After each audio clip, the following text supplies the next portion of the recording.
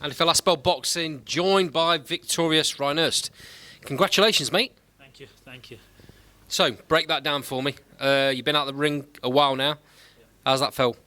Felt good. Nerves were, do you know what, it weren't as bad as I thought. It was nerves, but in a good way. But it was good to be back under the lights with the crowd. Obviously, it was a bonus being able to be the main event, so it was good. Just nice to be back under the lights and get this show back on the road. Dan Booth's a tricky customer. Showed you a few things in there. Kept tying you up. Made it difficult for you to get into a rhythm. Yeah, he kept getting close, and then it was end up in a clinch. But that's just bits for me to learn on to work on the inside game. I spoke to Rendell and Dave, and we're already knowing how to work on that for upcoming fights.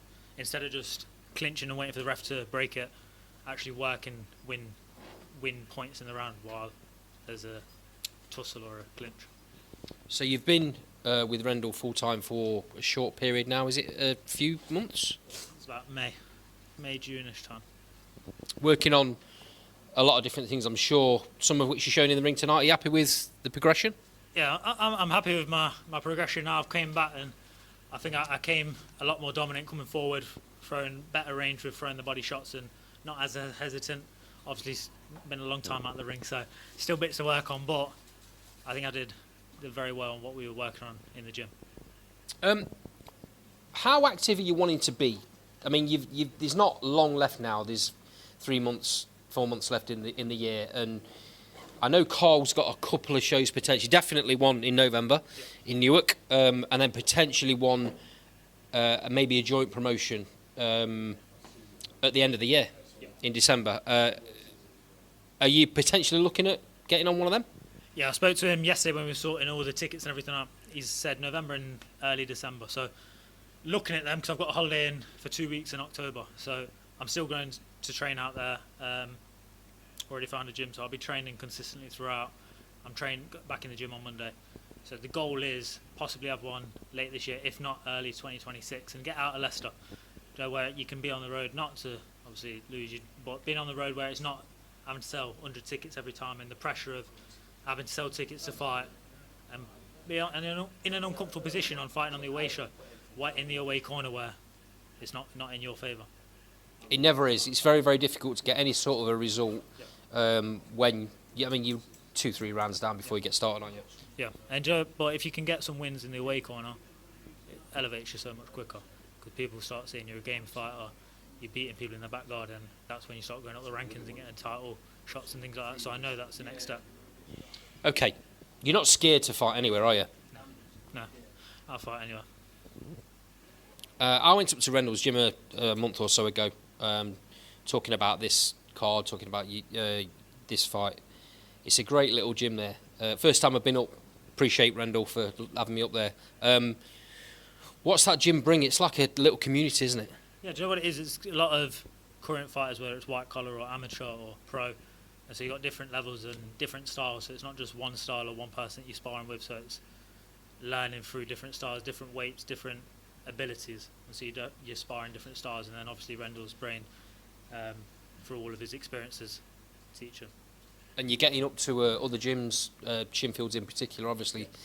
Rendell's background there goes without saying, but a lot of different levels of fighters in that gym as well, different styles. Yeah, 100%. I've only been up there a few times, but obviously going to keep going up for sparring. But again, more styles and different abilities. I walked in to just ask you there in the changing room to come out and do this interview with me, and I kind of caught a tail end of you and Rendell having a conversation. Was that about how the performance had gone tonight? No, we were just saying we fucking hate interviews. Why is that knob from Last Bell Boxing coming out here? No, we're just talking about all the things that we can do. That's like on improvements we can make, because I like to not just look at all the good stuff that you do. Obviously, it's important that you got to accept when you do things that are good, but straight into what can you improve upon and what's the next bit. Because if you get complacent, people start getting in front of you. So you got to look at what you didn't do well or what you can improve on, and then use it for the next ones. Do you watch fights back? Will you? Because this was streamed, I think, on Carl's Facebook page. Will you watch this back? Not really. Do you leave that to Rendell? Yeah, like if Rendell or Dave told me they want to show me bits, I would. But I feel like once you've experienced it, you don't need. If there's certain parts, like even that last one that I lost, because I know what I did wrong, and I was there obviously in it, and I don't know. It's just I don't really need to watch it back in my head. If I was told to and was told to by a coach, I would. But personally, I don't. I think we spoke before. I asked you whether you watched opponents, and you said no. You leave that to Rendell, and you work on what he tells you on tactic wise. Yeah, because do you know what? Every time I've watched an opponent before, I thought I've lost because I go in underestimating them, and then I go through the whole training camp going, oh, they do the.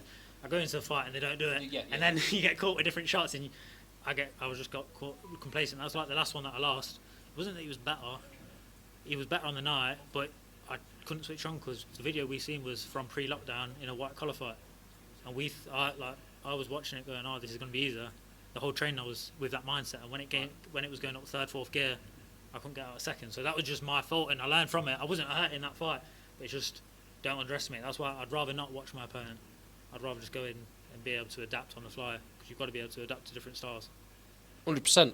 And I'm sure that's something you'll be working on in the gym with Rendell. I look forward to seeing the next fight, because it's going to be months down the line. You'll have had a lot more time to spend with him. Yeah. The man knows everything there is to know about boxing. Yeah. So I'm assuming you're getting some great advice. Yeah, 100%. And just bringing the weight down as well, because obviously this one was at 11 stone. I don't want to be staying at 11 stone. I'm too short for 11 stone. I've just got big legs and a big appetite. But I want to try and get as low as possible. I've tried to copy Sean Bruce, but that ain't working. But no, I'd for my height, I need to be at a lower weight. But it's just bringing the weight down gradually and the right way. Absolutely, you can't be cutting too quick, can you? What do you think's your ideal weight then? I don't know. I've been told like 10 stone, but I know that that's obviously a long-term goal. But it's kind of. Between 10 stone, 10 7. Like I said, there's no push right now. Like I said, if we get the next one around the 10 8, and then we'll go from there. You know what I mean? It's about bringing it down. Yeah. And how strong is he feeling? How good is he feeling? Because sometimes you find a lot of fighters, they take too much weight off and they're dead making the weight. Yeah. You know what I mean? So it's kind of like, let's slowly go with Just it. one fight at a time. Yeah, it makes a lot of sense.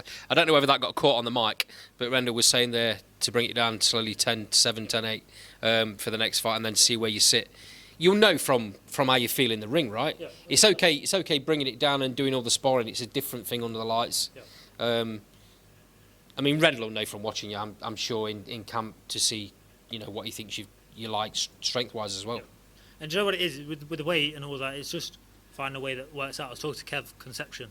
He was talking about how he writes charts, and I went around his and showing all the charts that he does for his son Chavez about what he's eating, weighing in the morning, weighing in the evening, and then you have to keep track. He said it's hard work, but he said you start seeing what foods can play with your weight and make it go up, or if you have a good night's sleep. He said you got to write down everything, all the little details. He said it's a headache, but he said once you do that, he said you actually start knowing what goes well with your body. If you need enough sleep, if you have a better night's sleep, do you lose weight, and all these little bits. But he says you just got to track everything.